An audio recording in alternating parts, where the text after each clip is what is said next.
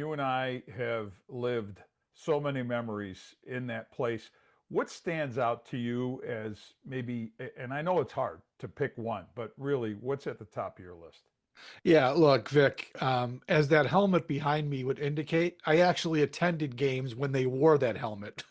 They only wore that helmet 1 year in that stadium, 1973, and I was there for the very first game ever played, the preseason game against the Washington Redskins at that time. So I'm going to see the very first game and what we think is going to be the very last game Sunday against the Jets. So it's been quite a span of 53 years for me at that stadium. I don't think a whole lot of people can say they were at the first and the last game. So that makes me a little bit unique. But as far as memories, Vic, there's so many, and I'm sure we're going to get into a few.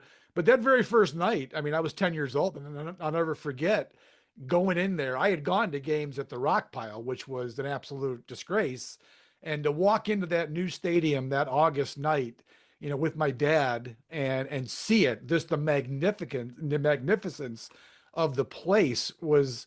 They had a scoreboard that had replays, Vic. I mean, unheard of at the time. So yeah, it was really cool. Well, that's a great memory for me, and I'm sure we're going to get through a lot more just of the games that you and I have covered together. You bringing up the fact that you were 10 and sitting in the stands with your dad watching that game. For me, and this was, I mean, maybe a foreshadowing of it was definitely a foreshadowing of where I am now in terms of doing this job. As a like 15-year-old, somehow I managed to convince the Bills to credential me in the press box for a game in that, I think it was that 73 season. It was the OJ, right? The OJ 2,000-yard season. And I, through the local Utica, New York newspaper, and Bud Tallman was the PR guy, wrote him this dutiful letter. I did have the letterhead from the newspaper, and asked for a credential for myself and my photographer. My photographer was my father, who had he definitely had a hobby taking pictures, but he was an engineer. He was not a photographer, and the two of us got seats in this press box. It at the time as large as maybe larger than the majority of press boxes, right, in the NFL, considered like a state of the art place back then. So we're both there and watching this game, and I just remember it being such an experience to see what it was like, and I know I don't know if they were, when the Bills had cheerleaders, if these were the women who didn't necessarily make the cut, but they worked the press box. They wore like these little blue hats or whatever, and sort of cheerleaderish outfits as they served food. And my father looked at me. Now I know my father's dreams were to have my brother and I, become engineers, do something in the more 9 to 5 regular realm. He didn't think media was a good way to go, and he's seeing this setup. He said, "Well, maybe this is the way for you to go. You're getting served, and it's wonderful, and you've got a football game, and you're in a press box. That will stand out." And like you said, the obvious games, the comeback game against Houston, the 51-3 championship game. I got to throw this one at you because I want your take on it. Monday Night Football, Bills Rams. Mm. Frank Reich at quarterback. Take the rest of the story. Yep. I was still working I was working for the DNC, but it wasn't on the beat full time. I joined the beat the next year, the first Super Bowl year, but I was there for the game as a sidebar guy. And yeah, Jim Kelly had gotten hurt a few weeks earlier, the year of the bickering Bills.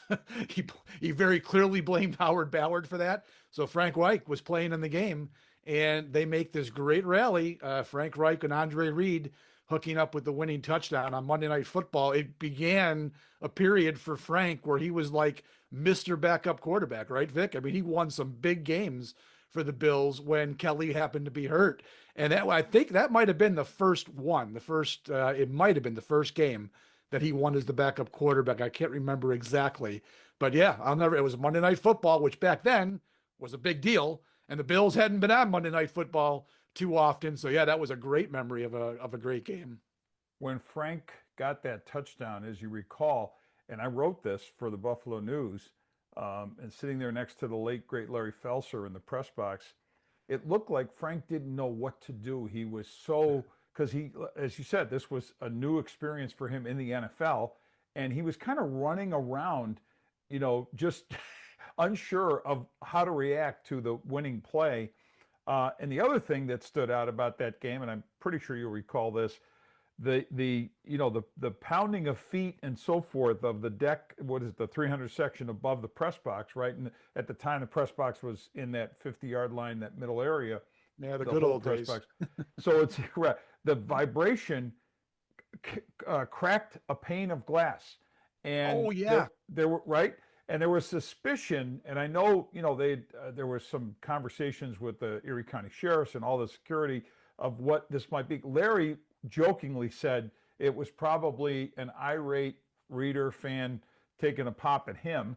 And he was, he meant that very tongue in cheek, but maybe not. I don't know. But and I'm next to him, and I started to like slide my seat a little further. But the glass all came. It was bizarre, and I kept a big chunk of this because the glass had to be about that thick, and used it as a paperweight. So for a lot of years, I don't know what happened to it, but it felt like that moment, Frank, and the glass breaking, there was something, maybe magical's overstating it, but there was something, otherworldly going on there. Yeah.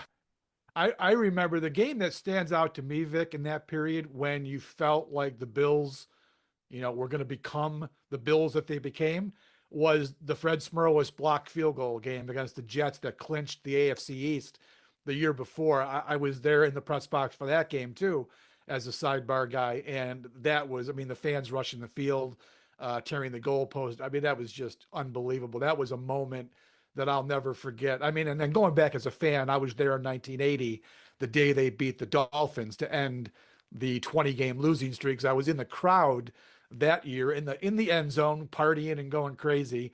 But those were two games from the 80s that will never leave my memory. And I do recall that glass breaking in that game against the Rams. So that's just the 80s, Vic. We could go on for hours about the games we saw in the 90s and then even after that. That's true. And you bring up Fred Smerlis and the game you attended, breaking that dreaded streak. What was it, 20 game 20 losing streak games. against the Dolphins? And there's iconic photographs of Jim Haslett on Fred Smerlis's shoulders, or walking, Fred giving him a shoulder ride around the stadium as fans are handing beers to the players, right? Yeah. Plastic cups of beers as they're drinking beers with the fans as they're going around the inside of the stadium.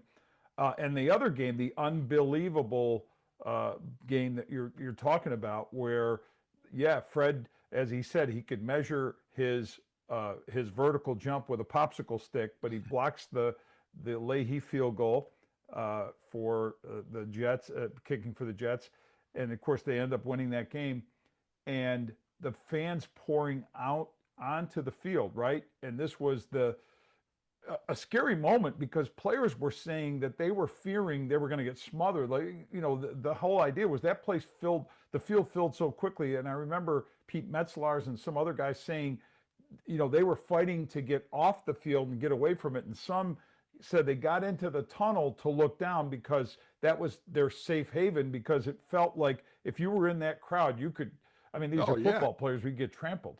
Absolutely. I remember a game back in 1980, Vic, also when they played the Rams and Freddie Smerlis was there. And that was a game where the fans went onto the field, but the players had gone to the locker room. They actually came back out. The fans were screaming for some of the players to come back out and celebrate. It was a 10-7 overtime win.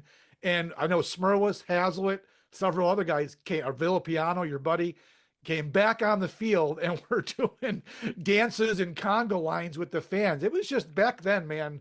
That place when the Bills were good, that place was just so much fun. And I really, a bulk of my memories are from the 1980s. We won't talk about 82 to 86. That was pretty bad, but man, some of those years were just so much fun.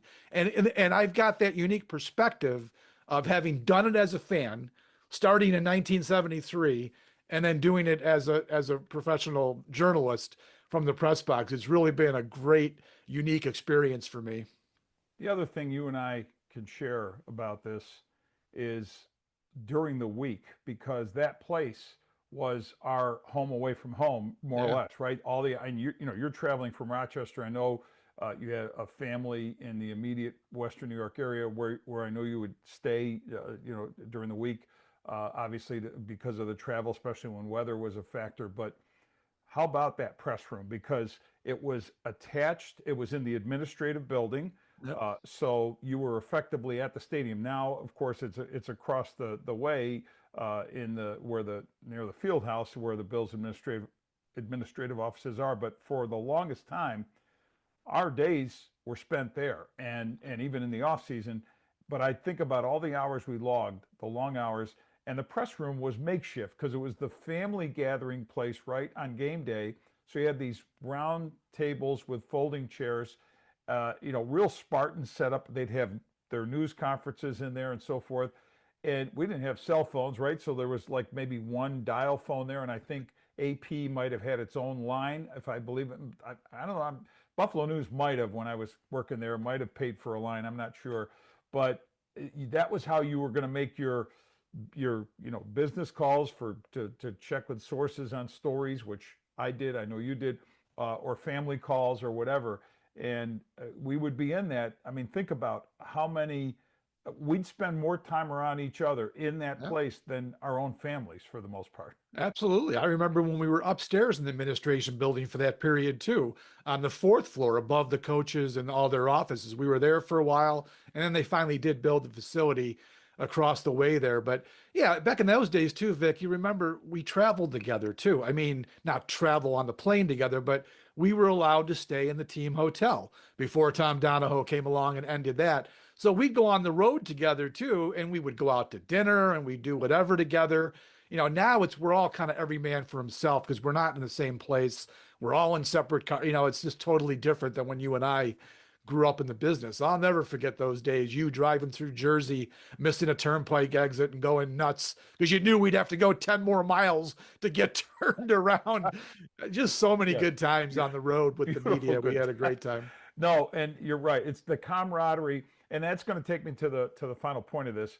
Um, so, as journalists, people around this team, and definitely you feel there's a communal sense of it all, much more so. And I'm not going to do the I pine for the good old days, but sometimes I do because it's different. I also know it's different, the age gap between us and the players, so it's harder to relate. But you may make reference to the Fred Smirlises or the Jim Kellys or the Andre Reeds, Thurman Thomas. We were contemporaries with these guys, and you sort of we've said it before. I've heard the players say we grew up in the league together. It's different now, but the other thing about that time makes me think also about the rituals of going to the games and what we would do in the press box. You get your coffee, get your seat, check what else is going on. Go on the laptop and start looking at other situations around the league, or just whatever you did to bide your time before kickoff because you wanted to beat the traffic. You get there early. We still do that, but for fans, that's, I think, as large a part of this experience as any. The family like atmospheres that are created among season ticket holders, right in the same section. That's a neighborhood. That's not just places where blue seats are. That's a neighborhood, and people start to know each other well and get into each other's lives. And I've heard, I'm sure you have too, any number of stories. Christmas gifts were exchanged or are exchanged among Yeah. fans who've gotten to know each other going to Bills games. Yeah, absolutely. You're right. If you get season tickets for years and years, a lot of other people have season tickets right next to you. So you get to know these people. I never had that. We never had season tickets. I was always in a different spot in the stadium whenever I would go as a fan. But yeah, absolutely. I know there's generations, Vic. We've gone through what, 3 or 4 generations of people at that stage. When you think about, at my age, at 10, my grandfather wasn't a football fan, but if he was, he would have gone to the stadium. My father, me, now my children. I mean, we're talking 3, 4 generations have lived in that place, made that place their home for so long. And I know I'm going to miss it. Vic, I remember when the Odd closed its doors for the final time in 1996. And I had gone to so many events at that place as a fan, concerts, Sabres games, Braves games. Then I worked there for a while. I mean, I'm not going to say I had a tear in my eye, but it was emotional. The last time I walked out of the building, I covered, in fact, it was a Buffalo Bandits game, was the last event that I covered there. They played Rochester. And I remember that being emotional, but this is way different. I mean, I've spent most of my life at what I'll still call Rich Stadium. So when we leave that place Sunday, it will be like you're saying goodbye to an old friend. And for me, with the history I have, again, first game, last game, it's going to be meaningful when I leave the place for the final time. Me, I feel the same, and it's funny because when the whole process of building, the start of the okay, they're going to have a new stadium, and then of course you start seeing it take shape with groundbreaking, and then all of a sudden it's coming out of the ground, it's going to be beautiful, it's going to be state of the art, it's going to have all the bells and whistles and design that will make this old place seem just what it is, the relic, but the memories Mhm. attached to it are a big deal. And you're right.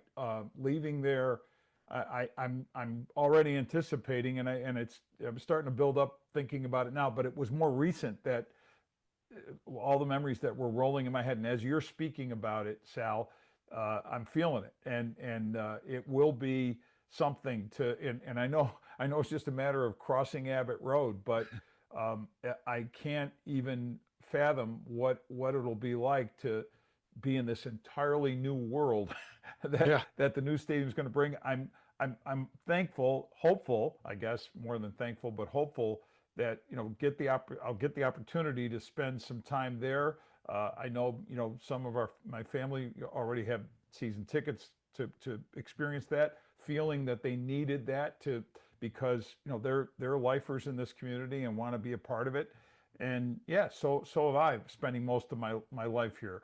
Um, so it's going to be something. I appreciate you taking the time to go down memory lane. Like I said, I didn't think we were going to go through a laundry list of great games or memories. I think people know what those are, but Yeah. just from our own personal aspect. Yeah, well, I appreciate you having me, Vic. And you're right. I mean, you and we're both in our 60s now. All of our memories, or at least for me, they're going to be remaining at Highmark, the old Highmark Stadium. I'm assuming I'll be covering the team a couple more years, but I'm just not going to have the bank of memories in the new place that will ever match what we had in the old place. And you and we're in stadiums every week. We're in new stadiums, beautiful stadiums. So the fact that we're going to a brand new, beautiful stadium really isn't a big deal for me. I mean, we see that all the time. The big deal for me is going to be leaving the old stadium, the decrepit old place that's fallen apart. That's where my heart will always remain as long as I cover the Buffalo Bills.